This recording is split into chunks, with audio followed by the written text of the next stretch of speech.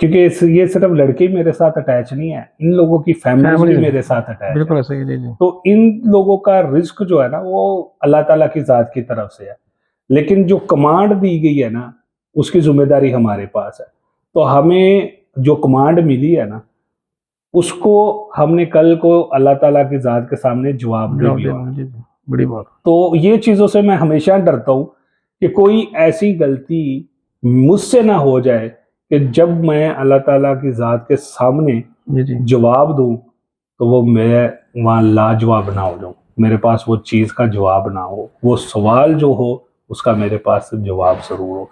तो इस चीज़ों से मैं बड़ा डरता हूँ कि कहीं कोई ऐसी कोताही, कोई गलती मुझसे ना हो जो कल को मुझे किसी और रास्ते पे लेके चले। जाहिर सी बात है, लोग आपको अप्रोच करते हैं, दफ्तर है, जैसे आपने सुहेल भाई का जिक्र किया, उनके पास आते हैं, वो इंटरव्यूज का सिस्टम होता है।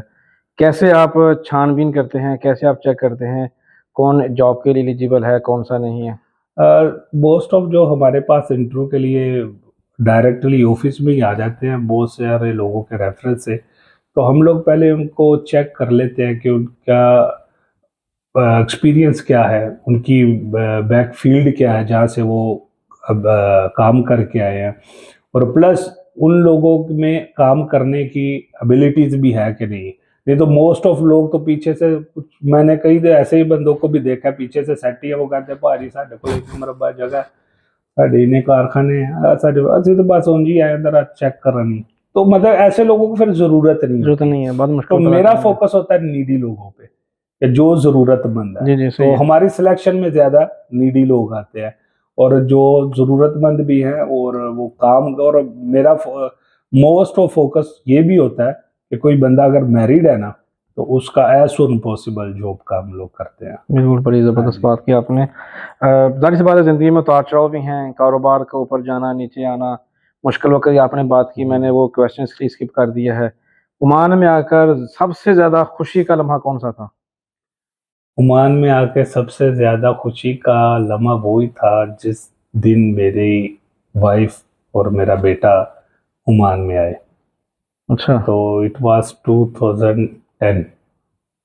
तो ज़बरदस्त। उसके बाद आज तक मेरी कंपनी में जितनी एप्लीकेशन वीज़ा की आती है, फैमिली वीज़ा की, बच्चों के वीज़ा की, I never ever skip any single application, क्योंकि जो खुशी मुझे मिली थी वही खुशी मैं अपने सब बंदों को देना चाहता क्या बात, क्या हूँ। बात! हाँ जी। बहुत ज़बरदस्त है। तो मैं हमेशा ये सोचता हूँ कि जो मेरे पास है, जी, जी। मेरे लोगों के पास, मेरे एम्प्लॉयज़ के पास भी वो ही होना चाहिए। हुँ। और मैं हमेशा अपने आप को उनकी जगह और उनको अपनी जगह पे देखता हूँ। और आपने कभी ये नहीं सुना होगा कि जॉन भाई से हमने एनओसी मांगी थी लेकिन नहीं मिली, नहीं मिली, सही बात है, सही। सबको मिली। बिल्कुल। और जितने भी लड़कों को अगर अच्छी अपॉर्चुनिटी मिली हमने उनको रिलीज भी दी, और आज बहुत सारे हमारे लड़के वो मैनेजर्स की पोस्ट पे है, जी, जी। सुपरवाइजर की, लेकिन अगर वो हमारी कंपनी में नहीं है तो दूसरी किसी अच्छी कंपनी में उनको अपॉर्चुनिटी मिली है, हमने खुद उनको रिलीज की है। तो हमने कहा कि आप जाएं, आप अपनी, और हर बंदे की लक है सर, जी, जी। और रिस्क अल्लाह ताला की जात की तरफ से है। जी, जी। तो हम किसी का रिस्क नहीं रोक सकते, जी, सही है। हम किसी की तरक्की नहीं रोक सकते। तो इसी तरह हमें भी कभी एक चांस मिला था, हमने तरक्की की, हम चाहते हैं कि वही सब चीज़ें उनको भी मिले ताकि वो भी अपनी ज़िंदगी में आगे बढ़े। ये सही है। एक ऐसा नौजवान जो बिल्कुल सादा है, बहुत ज़्यादा वसाइल नहीं, कोई लश-पश कपड़े नहीं, कोई पंजाबी में टोट टपके वाले कुछ चीज़ें नहीं उसके पास, कोई बहुत अच्छे ड्रेसिंग नहीं है। क्या कभी सोचा था आपने कि आपको ये इतना सारा कुछ मकाम मिलेगा? नहीं, कभी नहीं सोचा था, क्योंकि मैं अगर अपने बचपन की बात करूँ तो हमारे घर में साइकिल भी नहीं था। अच्छा। हाँ जी। तो बहुत ख्वाहिश थी मेरी कि एक साइकिल मेरे पास हो खुद का, तो मैं वो चलाया करूँ, जब दिल करे जहाँ मर्ज़ी ले जाऊँ। तो मेरे दादाजी की एक पुरानी साइकिल थी तो वो ले जाता था, एक ताया जी की साइकिल थी तो वो ले जाता था। तो वो बाद में मुझे ढूँढते थे, जब उनको कोई काम पड़ता था कि ये किधर लेके गया हुआ है। तो ये अल्लाह ताला की ज़ात है कि उसने आपके लिए हर टाइम मुकर्रर किया हुआ है, कब कब आपकी ज़िंदगी को कैसे आगे लेके जाना है। लेकिन हमारे लोगों में बहुत सारी चीज़ों की ये भी कमी है कि हम लोग जो पाकिस्तानी नेचर है ना, हम शॉर्टकट ढूंढते हैं हर चीज़ का, कि वो इस मुकाम पर गया है तो मैं क्यों नहीं, वो कैसे गया है, मैं उसको ही आगे खींचूं और मैं उसकी जगह बैठ जाऊं, क्योंकि हर बंदे ने मेहनत की होती है, जी जी। इसके पीछे बड़ी हार्ड स्टोरी होती है। जब मैंने अमान से भी शुरू किया था ना, तो यू कांट बिलीव के एक रुई में स्विस बेकरी हुआ करती थी, अभी मुझे नहीं याद कि वो है कि नहीं।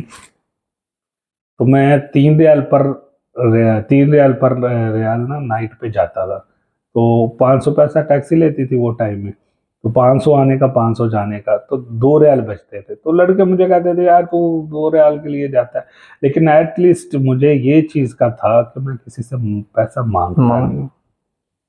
मेरा वक़्त मेरी खुदा की ज़ात पूरा कर रही है, और वो ही बहुत है कि मुझे किसी के आगे हाथ नहीं फैलाना पड़ता। तो वो आस्ता-आस्ता फिर अपनी ज़िंदगी, जैसे कभी मैंने ज़िंदगी में कभी हेर-फेर की तरफ कभी देखा ही नहीं है। जहाँ-जहाँ जिनके पास मैंने काम किया है, सिंगल पैनी भी उन तक पहुँचाई है कि भई ये आपकी है।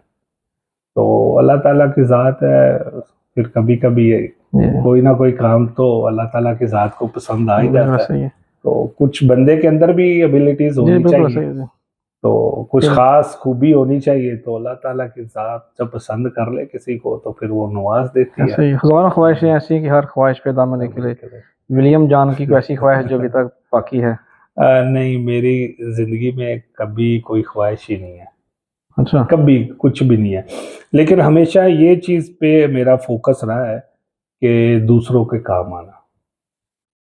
जिसको ज़रूरत है और जिसकी कोई ज़रूरत मैं पूरी कर सकूँ, तो फ्रंट फुट मेरा ही हमेशा होता है। तो मेरी ज़िंदगी में कभी कोई ऐसी ख्वाहिश नहीं कि मैं ये कर लूँ, वो कर लूँ, क्योंकि मैं तो इस काबिल था ही नहीं। तो लेकिन अल्लाह ताला की ज़ात ने इतना नवाज़ दिया, उसका शुक्र अदा करते हैं।